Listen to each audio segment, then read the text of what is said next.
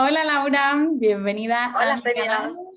Para quien no te Muchas gracias. conozca, Laura es una amiga, compañera de mi generación de coach y además es psicóloga, especialista en rupturas de pareja y creadora de su propio método Andra. No sé si me dejo algo en tu presentación, Laura.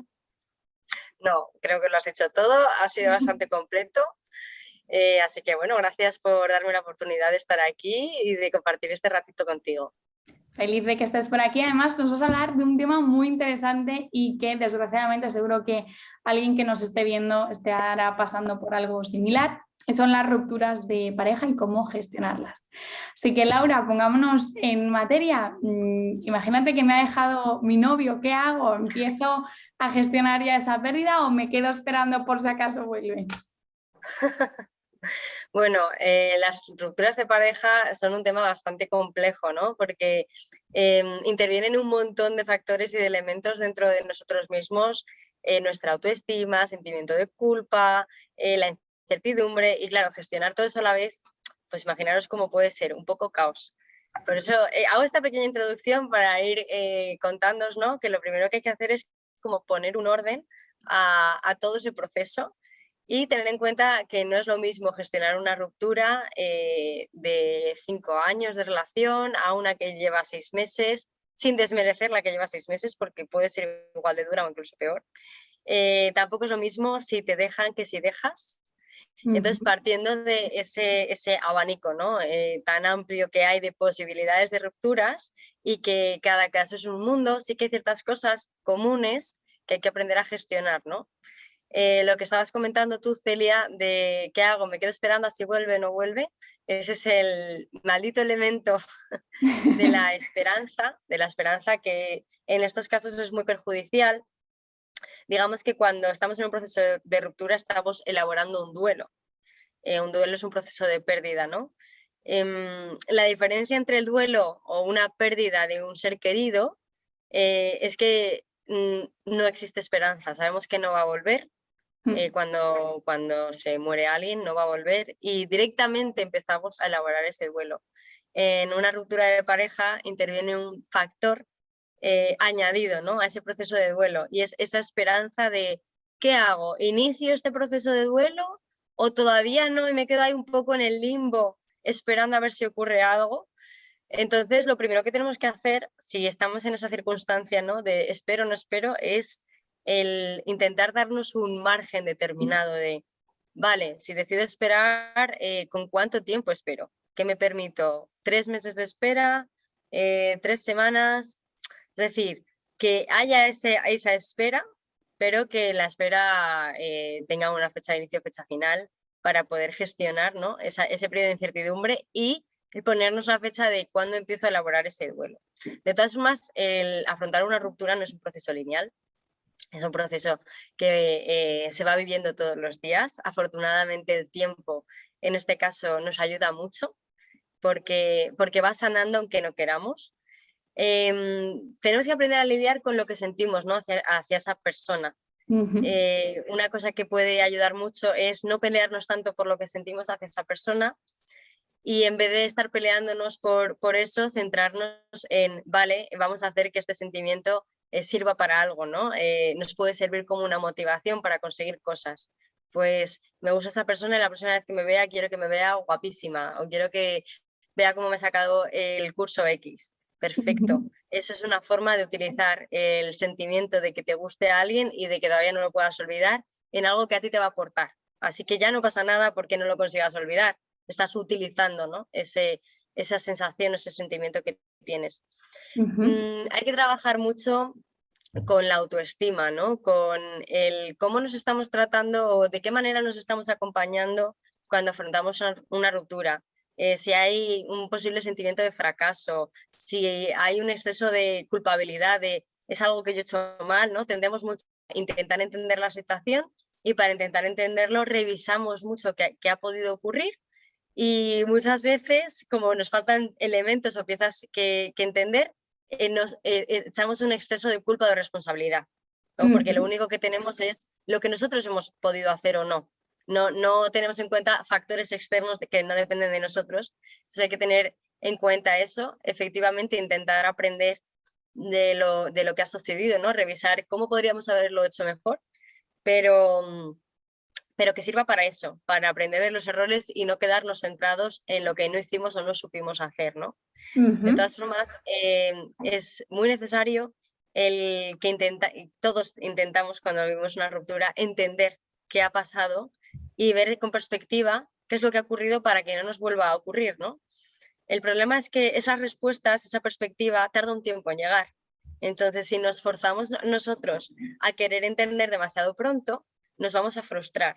Así que yo invito a que no queráis entender demasiado pronto y con demasiada perspectiva lo que ha ocurrido, porque no vais a poder, vais a estar muy nublados. Hay que dejar que el tiempo haga su trabajo.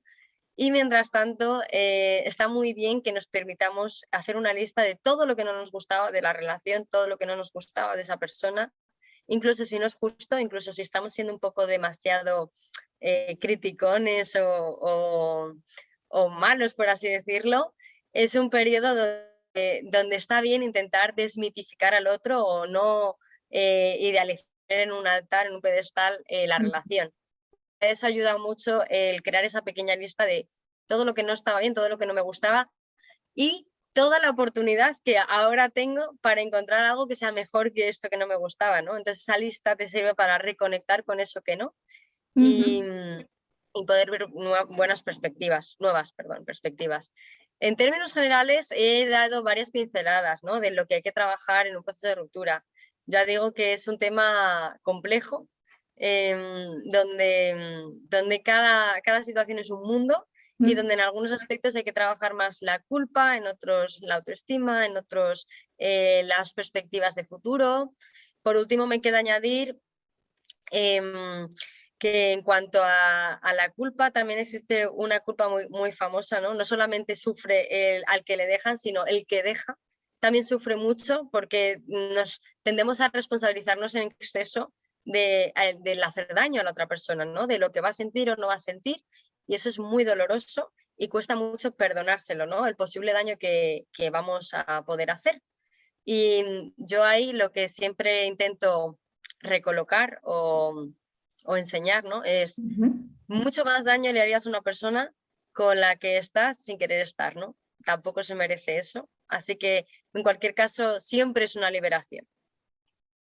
Ok, qué interesante todo lo que nos cuentas. Es un tema muy, muy complejo y yo sé que tú tienes bastante, bueno, todas tus fases, ¿no?, de gestionar esto con tu propio método. Entonces, bueno, simplemente son pinceladas para el vídeo. Sé que es algo más complejo, pero me cabe la duda, Laura, de cómo es posible, ¿no?, que haya veces que estás a lo mejor años con una persona y al dejarlo, pues casi como que ni te duele. Y de repente una persona que a lo mejor no ha llegado ni a ser nada, lo vives con tantísimo dolor.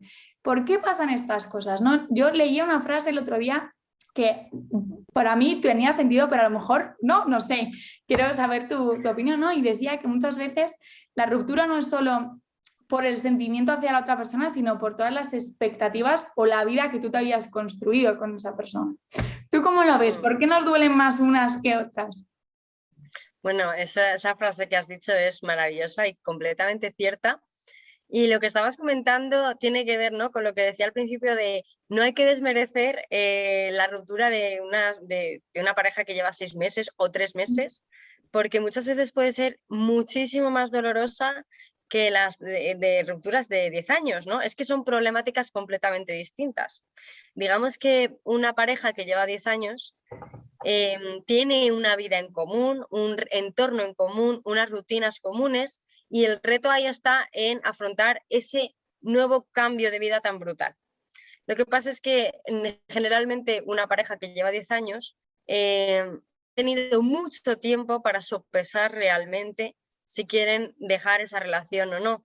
Entonces, cuando se termina la ruptura, suele ser en muchos casos más liviana, porque digamos que el proceso duro se ha hecho durante la relación. Digamos que el duelo se ha elaborado durante la relación, y hasta que no está muy, muy roto y ya casi está superado el duelo, no se toma la decisión de terminar la relación, ¿no? ¿Eso qué implica? Pues que cuando ya se ha terminado la relación, estamos casi hasta liberados, porque todo el dolor de tomar esa decisión ya se ha trabajado anteriormente, ¿no? Y el reto es distinto, es afrontar un cambio completamente de vida. ¿Qué ocurre en las relaciones que llevan muy poquito tiempo? 6 meses, 3 meses. Generalmente en esos casos la decisión suele partir de una persona y la otra persona, la que es dejada, suele estar ahí en una nube de luz y color, en el flow absoluto del enamoramiento. Hay un subidón hormonal que te mueres. De hecho, el enamoramiento es una droga, o sea, funciona como tal. Y de repente una persona decide por ti que, oye, que ya esa droga ya no. Entonces, es muy doloroso porque ya no solamente eres esas expectativas de las que hablabas, ¿no? Esa vida en común que te has imaginado, ese futuro tan bonito, sino que encima te enfrentas a afrontar un síndrome de abstinencia. Te enfrentas a afrontar un desenganche hormonal que funciona, es tan potente como una droga. Entonces, claro, tienes unas sensaciones físicas muy dolorosas, tienes una ansiedad brutal, te duele el cuerpo físicamente y no sabes cómo gestionar esto. Y encima hay un machaqueo por parte de uno mismo de cómo una persona que en realidad no es tan importante para mí, le conozco desde 3 meses, me puede afectar tanto. Bueno, pues claro que puede, porque es que son tus hormonas diciéndote, vuelve ahora mismo ahí. Y encima es una cosa que no decidimos nosotros, ¿no? Cuando nos dejan en un periodo de tiempo tan cortito, no hemos tomado la decisión, no nos lo esperábamos, encima viene un poco como de sorpresa.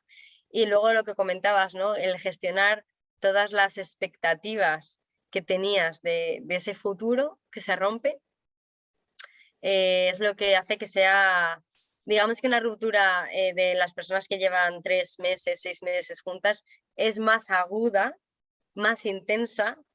También es verdad que una vez restaurado se restaura mejor y las parejas que llevan 10 años juntas la ruptura es menos intensa, pero deja un pozo más largo. Uh-huh.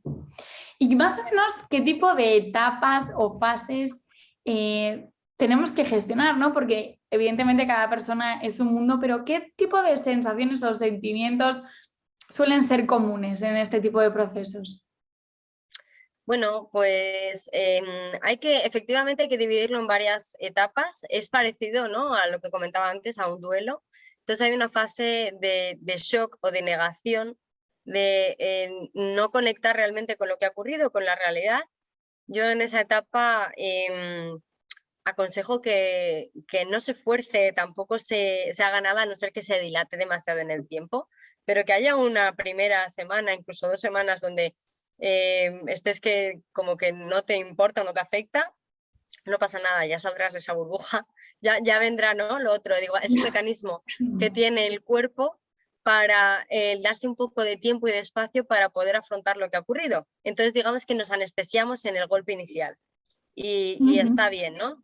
Hay que tener cuidado en esta etapa en no recurrir a pues drogas, alcohol, a conductas que sirven como un anestésico y que, bueno, incluso en un momento dado se pueden hacer, pero con ciertos límites, cierto control, ¿no? Luego viene una etapa de mucha ira y mucho enfado. Y bueno, hago mucho hincapié yo siempre en esta etapa porque me encuentro a muchas personas que se reprimen muchísimo ese enfado, esa ira, porque no lo consideran justo o porque tienen una sensación de, no, es que no quiero como tener una mala sensación o terminar mal o tener un mal recuerdo.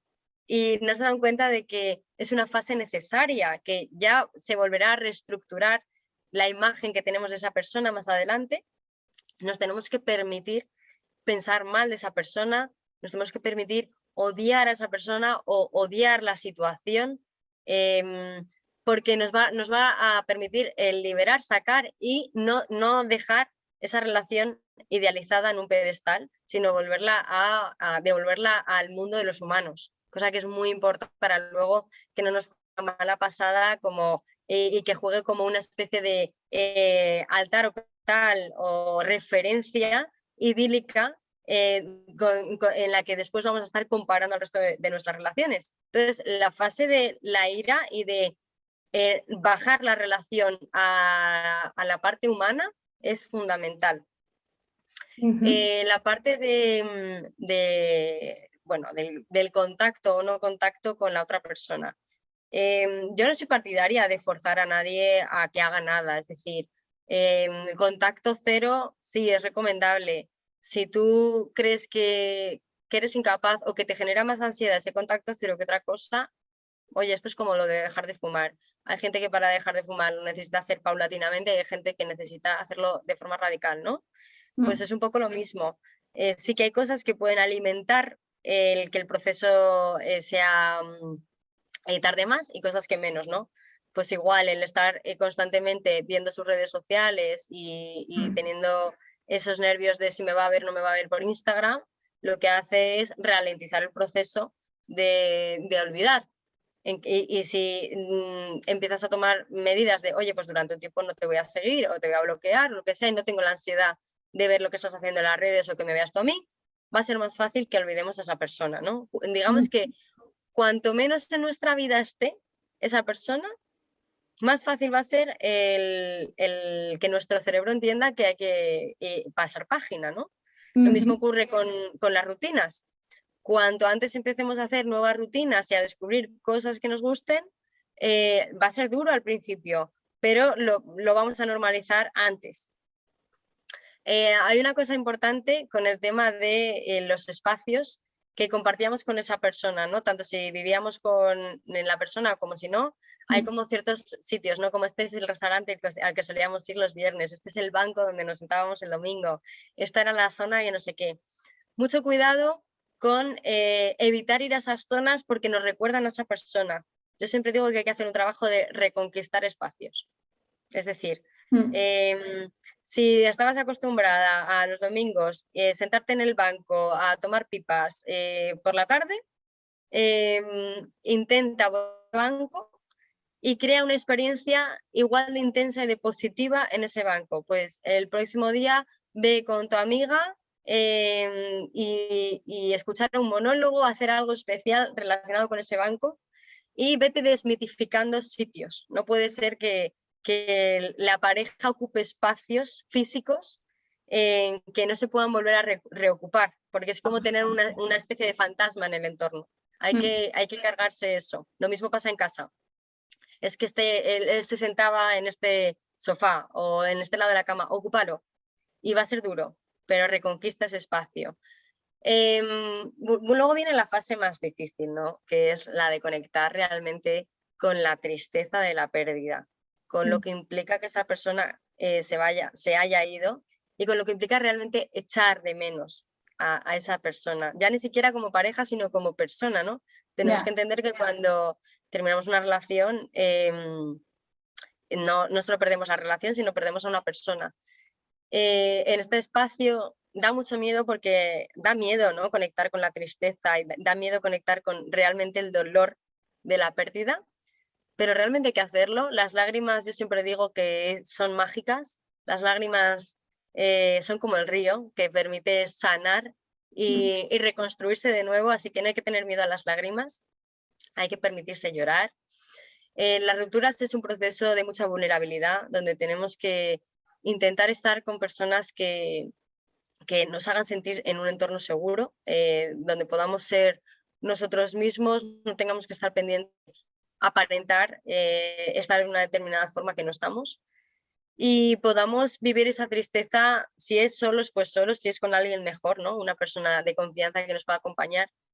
Y bueno, no, esto no le vale a todo el mundo, pero yo a todas las personas que les gusta escribir, las invito a que escriban con esa tristeza, que saquen el dolor en un papel, porque eso te va a permitir sacarlo fuera y luego es muy bonito ver cómo ese proceso, ¿no? Como esa tristeza te ha ido puliendo y se acaba convirtiendo en un maestro donde adquieres profundidad y acabas a través de la tristeza viendo cosas muy bonitas de la vida, aunque suene paradójico, ¿no? Digamos que el dolor se puede convertir en un gran maestro si nos permitimos que así sea. Para rematar y resumir, porque he hablado muchas cosas, Las fases serían gestionar el periodo de shock o de negación con ciertos límites, gestionar la ira y el enfado, permitiendo sacarlo, también escribiendo, sacando el odio, siendo irracionales si hace falta, siendo no justos. Reconquistar espacios o una parte logística que tiene más que ver con cómo reestructuro las cosas, qué hago con las redes sociales. Yo soy partidaria de contacto cero, pero cada uno que lo vea, lo viva como pueda. Y después una parte de conectar con la tristeza a partir de escribir, ¿no? O de permitirse llorar. Y luego en la negociación que viene un poco, hay una fase de negociación donde nos duele tanto que queremos de alguna forma el que se nos alivie el dolor. Entonces lo que hacemos es, bueno, venga, si le escribo esta vez, o venga, y si voy a este sitio que igual me lo encuentro o no me lo encuentro, tener en cuenta que existe, que estamos ahí en esa negociación y que es necesaria también, y que igual nos autoengañamos un poquito a veces, nos hacemos pequeñas trampas, que también tenemos que ser compasivos, benevolentes con nosotros mismos cuando hagamos eso. Y que más adelante, ¿no? De todas estas fases que vamos viviendo, que se intercalan unas con otras, llega un proceso de aceptación, de, bueno, pues esto es lo que ya ha pasado, esto es lo que es. Y ahí es cuando es momento de empezar a hacerse preguntas, de ver las cosas con más perspectiva y darse cuenta de, bueno, ¿y qué ha ocurrido en esta relación? ¿Qué errores he cometido o qué aprendo para futuras relaciones? Pero eso llega con bastante tiempo. Es decir, diría que hasta los 6 meses de una ruptura es complicado que podamos ver con perspectiva lo que ha ocurrido. Así que hay que tener en cuenta eso. Ok, muy interesante. Laura, ¿cómo podemos saber que ya finalmente hemos conseguido gestionar ese duelo? O tú, por ejemplo, que lo ves, ¿no? en tu día a día. ¿Cómo lo gestionas para que tú ya digas, oye, mira, yo sé que aquí ya ha finalizado, este duelo ya está completo? Pues mira, voy a ser un poco bruta, Venga. pero yo siempre pongo el mismo ejemplo. Para mí la prueba de algodón de ya ha terminado un duelo es cuando nos preguntan, oye, ¿y qué pasó con tu exnovio? ¿Y por qué no funcionó, no? Y tú eres capaz de reírte de ti misma y de, por ejemplo, decir que qué pasó, pues que pasaba de mí directamente, ¿no? Lo explico un poco mejor. Digamos que cuando estamos en un proceso de ruptura, nos duele tanto hablar del tema o afrontar realmente lo que ha ocurrido, que nos cuesta elaborar una respuesta a qué es lo que ha ocurrido, ¿no? Y ni siquiera somos capaces de afrontar nada, que pasaba de mí, o que no le importaba, o que se buscó a otra. Como es una realidad, aunque sea simple, tan dolorosa, elaboramos de más, ¿no? En el momento en el que has superado un duelo es cuando simplemente eres capaz de decir, porque no me hacía caso. O sea, esto es como cuando tú te pones en tu perspectiva de cuando tenías 15 años y había un problema que te dolía mucho y no querías reconocerlo, y ahora han pasado 10 años, ves ese problema y dices, pues nada, que tenía una pataleta por esto. Y lo ves con mucha más simpleza y naturalidad, y puedes hablar del tema sin que te duela, incluso riéndote de ti misma, ¿no? Pues nada, que no, que yo qué sé, pues eso, que no me hacía caso. Y es como algo que en el momento en el que tú sientas que decir esa frase te duele profundamente, todavía estás en ese proceso de duelo. Y la prueba de algodón es el día que digas, no, es que pasaba de mí, y no te duela. Y que simplemente lo hayas aceptado y lo hayas asumido. Ese es el día en el que habrás recolocado el duelo. Igual, para que llegue ese día, tardas un año, se tardan 2, se tarda mucho tiempo en asumir lo que ha ocurrido realmente sin dolor. Que no significa que no se recuerde, simplemente es que ya no duele. Eso es el superar una ruptura. ¿Cuánto se tarda más o menos? Yo tengo una amiga que siempre dice que ella tarda más en elaborar los duelos que en vivir las relaciones. ¿Es realmente así? Y luego Es tengo así. otra que dice que no, que es la mitad del tiempo que tú has estado con alguien. Entonces creo que hay muchos mitos. Más o menos, ¿cuánto se suele tardar? Yo diría que se suele tardar aproximadamente un año. La buena noticia para las personas que llevan 10 años con su pareja es que el coste merece la pena, ¿no? Porque pues has estado 10 años y tardas un año en superarlo. Claro, las personas que llevan 3 meses, 6 meses con una persona, pues dicen, pues qué caro me sale la relación. Ujú. Llevo más tiempo de duelo que de relación, sí, porque al final no es tanto reestructurar el no estar con esa persona, sino reestructurar emocionalmente todo lo que implica el haber abierto tu corazón y de repente tener que volver a cerrarlo. Es un proceso complejo, muy Sí, complejo. El abrir tu corazón, querer a alguien, ilusionarte con alguien y de repente que eso se vaya. total. Y, y sí, diría que esto no es matemático, claro. Diría que un proceso de duelo dura un año. Hay veces que un poco más, hay veces que menos. Creo que también esto tiene que ver con la práctica. No es lo mismo el enfrentarse al desamor por primera vez que el haberlo vivido unas cuantas veces. Son como es montar en bici. Hay ciertos recursos que adquieres la Mm. primera vez que luego los elaboras mucho más rápido en las siguientes. Ujú. Y como psicóloga, ¿cuál suele ser el caso más típico por el que una persona te pide ayuda? ¿Es porque no saben gestionarlo? ¿Es porque se resisten? ¿Qué es lo que tú sientes que así como A ver, más el común? caso más típico y el más difícil es el afrontar rupturas de relaciones muy recientes. Porque es muy doloroso, muy agudo y encima hay mucho mito con respecto a lo que deberíamos o no deberíamos de sentir por una persona que lleva tanto tiempo, tan poco tiempo en nuestra vida, ¿no? Digamos que una persona que lleva mucho tiempo en una relación se permite más estar triste porque Ujú. es como que tiene más permiso para estar triste, o una relación de 10 años, tienes que estar hecha polvo, ¿no?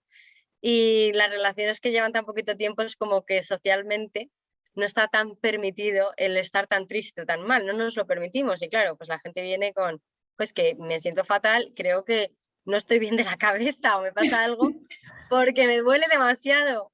Entonces, bueno, yo vengo aquí y se lo digo a todas esas personas que vienen o que me están viendo, a deciros que es lo más normal del mundo, que nos pasa absolutamente a todos y mucho más si es la primera vez que nos enfrentamos a enamorarnos de verdad y que la cosa no funcione.